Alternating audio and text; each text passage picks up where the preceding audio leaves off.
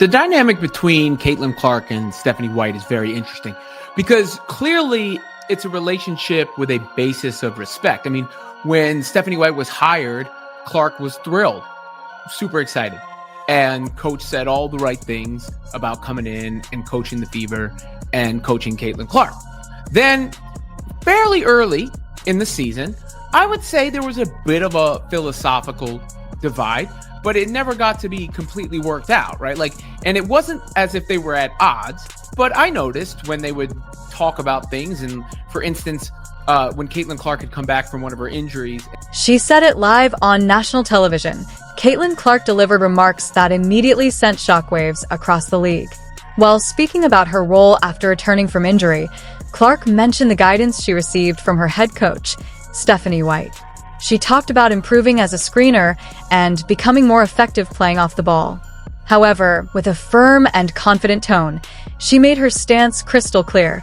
She believes she performs at her highest level when the ball is in her hands. It wasn't merely an observation.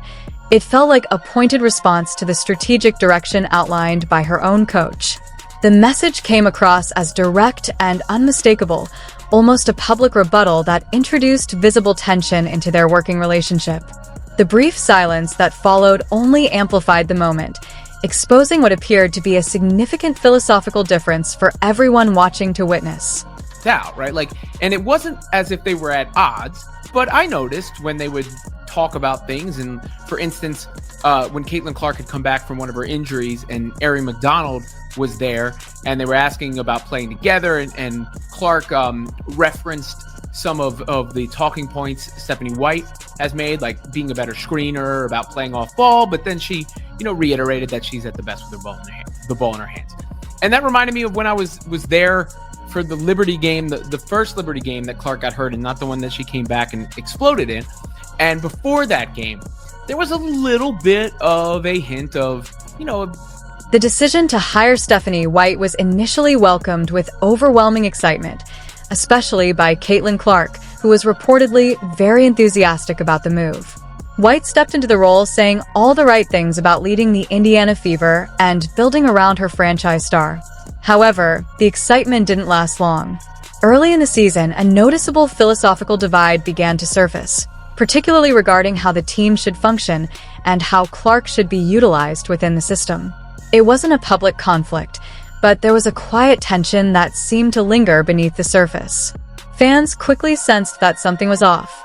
While mutual respect was evident at the start, subtle signs of disagreement began to appear almost immediately, suggesting that deeper challenges could lie ahead.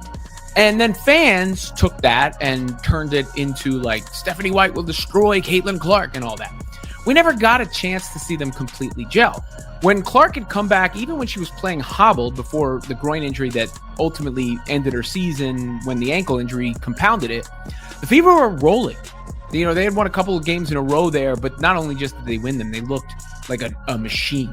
And that was with Clark struggling to shoot because she was obviously hobbled with injuries.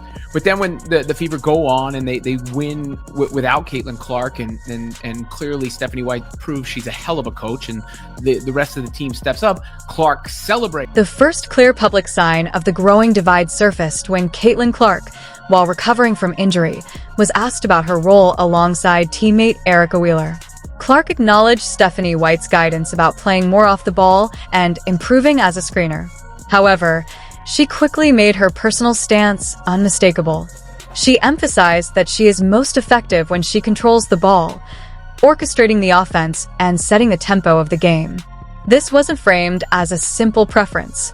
It came across as a strong statement about her identity and style of play, one that appeared to conflict with the system White was trying to establish. Rather than sounding like an adjustment to a new approach, the moment felt more like a subtle but public pushback against it.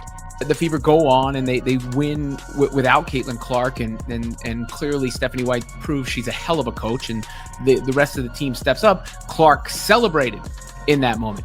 And I know for a fact that they have a good relationship, right? So it's just intriguing because they never got a chance to fully flesh out their on-court relationship. They have a great off-court relationship, and so much has been made of their relationship since without us having a chance to actually see the substance. And then when Stephanie White says anything, it gets run with, like when she had talked about how important Kelsey Mitchell was to the team. I don't even forget This public moment mirrored an earlier and more subtle disagreement that surfaced before a key matchup against the New York Liberty. Ahead of that game, Stephanie White once again emphasized the importance of having Caitlin Clark spend more time playing off the ball. She framed the adjustment as a way to ease Clark's workload and improve the team's overall rhythm. Clark responded respectfully, acknowledging that there could be benefits to the approach, giving her brief rest and helping the team's balance. Still, she quickly returned to her core belief. She is most effective and impactful when she's directing the offense with the ball in her hands. At that point, it no longer felt like a simple strategic discussion. The exchange suggested a deeper difference in basketball philosophy, one that hinted at an emerging internal power dynamic. See the substance. And then when Stephanie White says anything, it gets run with, like when she had talked about how important Kelsey Mitchell was to the team. I don't even forget the exact comments, but it was the most innocent comment ever, especially when they're trying to re-sign Kelsey Mitchell in free agency. But it's like, well, she didn't say Caitlin Clark was the be-all, end-all of everything all the time, and therefore she, hates her. But regardless, Stephanie White was on with Sue Bird on her Bird's Eye View podcast and specifically talked about Caitlin Clark and said some things that I think fans will like to hear, especially coming from her. How important was it to forge that relationship with her? Fans and media outlets quickly picked up on these subtle exchanges and amplified them into a larger narrative of internal conflict.